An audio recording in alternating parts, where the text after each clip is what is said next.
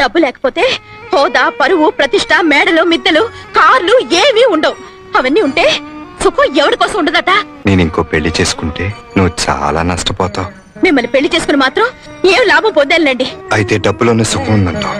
అంతేగా మరి. డబ్బుంటే సుఖపడతానంటావు. వేరే చెప్పాలా? నన్ను ఇంకో స్త్రీ పంచుకుంటుంది. నాకేం నష్టం లేదు. నేను ఒప్పుకోపోతే అన్నం తిను. పచ్చి మంచి నీళ్లు కూడా ముట్టుకోను. ఓకే, నువ్వు డబ్బుతోనే సుఖపడతానంటున్నావు కనుక, నేను డబ్బు సంపాదించలేను కనుక ఒప్పుకుంటున్నాను. సంతోషమేనా? రా, కలిసి భోంచేద్దాం.